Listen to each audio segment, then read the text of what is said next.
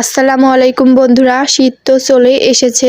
শীত মানেই পিঠাপুলির উৎসব। আমরা তার ব্যতিক্রম না, তাই আমাদের বাড়িতে আজকে ভাপা পিঠা বানানো হয়েছে। তো প্রথমে আমি পানি আর লবণ দিয়ে আটাগুলো গুলিয়ে নিয়েছি। গুলানোর পরে আমি ঝাঁকা দিয়ে ভালো করে চেলে নিয়েছি। আটাগুলো কিন্তু চালা হয়ে গেছে। আমি পাতিলের ভিতর পানি দিয়ে চুলার উপর তুলে দিয়েছি। এখানে আমি গুড়গুলো কুচি করে কেটে নিচ্ছি। আমার কিন্তু গুড়গুলো কুচি করা হয়ে গেছে। এখন আমি সারার ভিতর অল্প আটা দিব।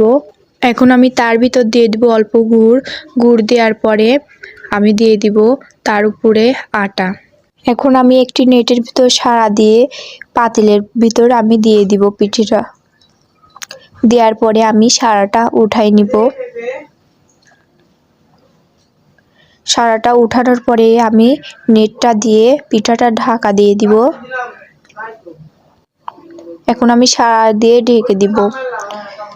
পিঠাটা কিন্তু হয়ে গেছে। এখন সারাটা তুলে নিব। পিঠাটা দেখুন কেমন হয়েছে। এখন আমি পিঠাটা তুলে নিব।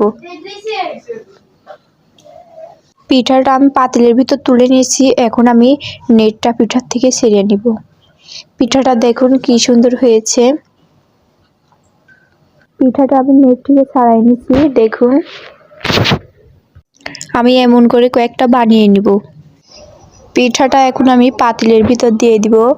দেওয়ার পরে আমি সারাটা তুলে নিব। তারপরে আমি সারাটা তোলার পরে নেট দিয়ে পিঠাটা ঢেকে দিব। নেট দেওয়ার পরে আমি সারাটা দিয়ে দিব। সারাটা তুলে নিছি। দেখুন পিঠাটা কেমন হয়েছে। এখন আমি পিঠাটা তুলে নিব। আমি একে একে অনেকগুলো পিঠা বানিয়ে নিছি দেখুন। তো আমি একটি খেয়ে দেখবো কেমন হয়েছে। দারুণ হয়েছে। আর অবশ্যই বলবে কার কার বাসায় পিঠা বানানো হয়েছে। শীত পড়ে গেছে, অবশ্যই কমেন্ট করবেন। আল্লাহ হাফেজ।